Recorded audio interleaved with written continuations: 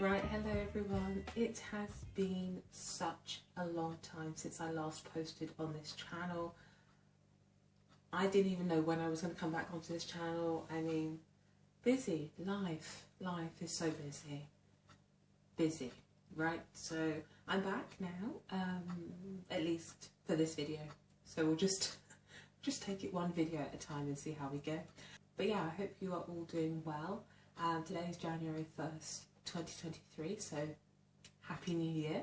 I hope you have a wonderful year, and yeah, I just thought I'd kickstart the year with a simple recipe that everyone will be able to do, and also a recipe that takes into account the cost of living crisis, the energy crisis, and all of the crises, because this is a meal that won't take very long to make.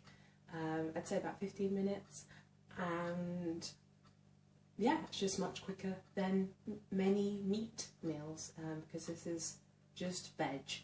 So yeah, I hope you enjoy this video. I hope you enjoy the recipe if you make it, and yeah, I'll see you in the next one, and hopefully it's not in 2024.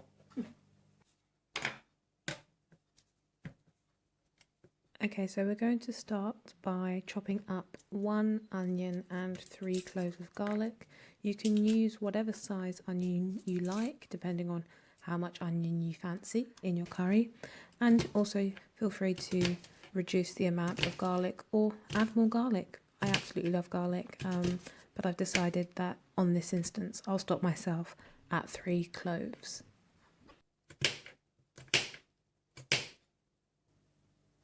So now I have placed a pan on a medium heat, and I am just placing 1 tablespoon of olive oil into the pan.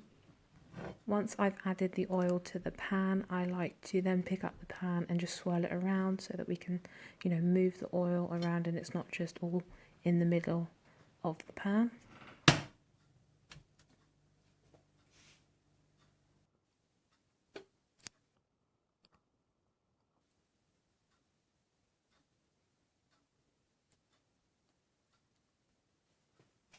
Once the oil has warmed up a little bit, it's time to add the onion and garlic to the pan.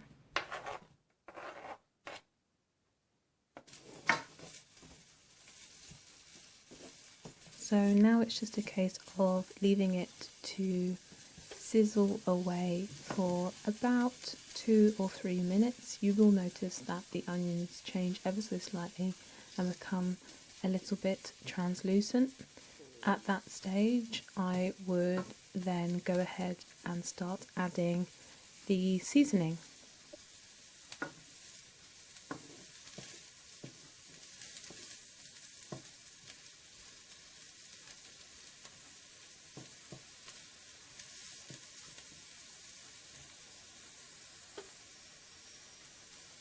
On this occasion, I am going to be using 2 teaspoons of smoked paprika, 1 teaspoon of garlic pepper, and 2 generous teaspoons of curry powder. Use any curry powder that you currently have and enjoy. The one that I'm using is Special Madras, but there are plenty of other curry options out there for you, and perhaps if you're somebody that likes really hot curries, you can search for a hot curry powder to add to your curry. Right, so the idea is to leave the seasoning to bloom a little bit, and the key is to start adding water to it before it burns. So what I like to do is keep stirring it, and your nose will tell you when it's ready. So when it gets to what I can only describe as a perfumey smell, a really fragrant smell, then I would say at that stage you need to start considering adding some water, and you only want to add water to the extent that it will just cover the bottom of the pan. You don't need masses of water, just a touch. And the thing is, it's better to start with little and then you can add, because if you add too much, you can't take it away. Right, so now to leave the seasoning to, bubble away in the water, and we're going to focus on our coconut cream that we have here. So I'm adding half a block, and to that I have added 400 ml of water, and you just have to give it a little stir and a little stab occasionally with your spoon to encourage it to become, smoother. And once that is done, we will get back to the curry.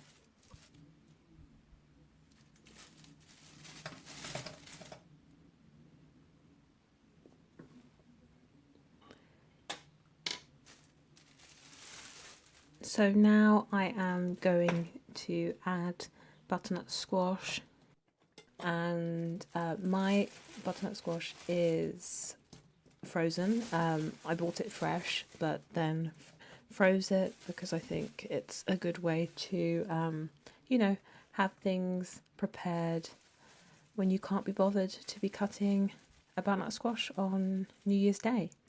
So this is roughly about 200 grams of butternut squash.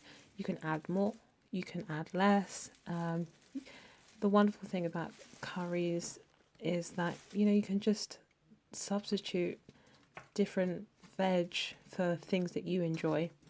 And, for example, later on you'll see that I added okra, which isn't something I had planned to add, but when I was going to get the garden peas out of the freezer, I noticed that there was actually some okra in there too, so I thought that's going straight in my curry. But yeah, so all I'm doing now is stirring the butternut squash, just to get it all covered in the curry mixture, and then I'm going to pop the lid on and leave it on for about 3 minutes or so, just to allow the butternut squash to begin to defrost. And now that it's had a little bit of time, it's not 100% there, but it's close enough. And what I noticed is that when I pushed some of the butternut squash little bite-sized pieces, they were squishing down a little bit, which told me that we were not far off them being done, and that was just after 3 minutes. So now I am adding the coconut milk mixture. If you have a can of coconut milk, you could add that instead. However, I think that the coconut cream block makes for a more tasty curry, and it's not so watery in the end. You'll see over time that it seems to get thicker.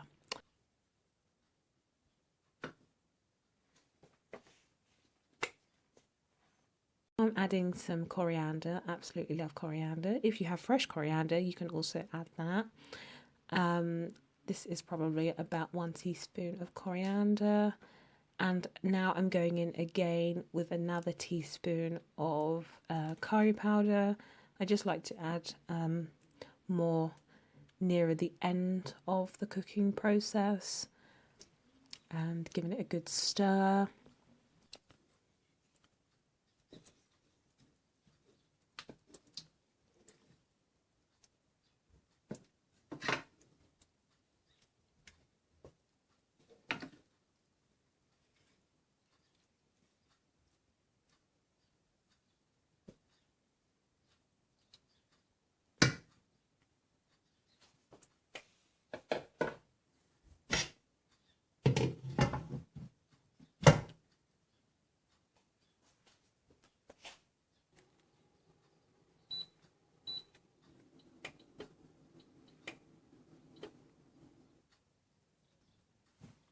So I left the curry for 5 minutes to simmer, and then after that I gave it a stir and added in the garden peas and the okra. I didn't measure them, I would just say measure with your heart. I added more garden peas than I did okra, and that's just because fancied more peas than okra.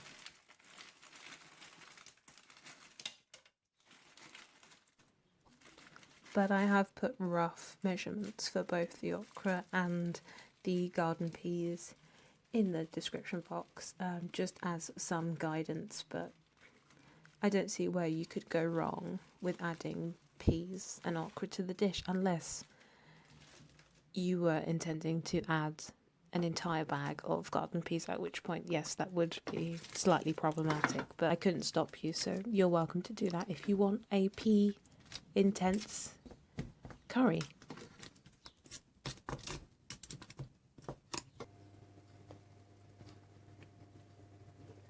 So I left the curry to simmer for 10 minutes just to allow the okra and the garden peas to cook.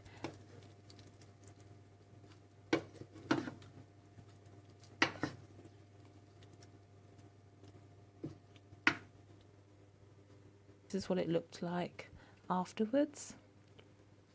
So at this point, it's just a case of turning off the stove because it is now done. You can serve this curry with rice, with naan bread, or both. You could make a flatbread from scratch if you fancied. You could do anything really. I mean, or you could just eat it by itself. Either way, I hope you enjoyed this recipe and I hope you enjoy making it, and I'll see you next time.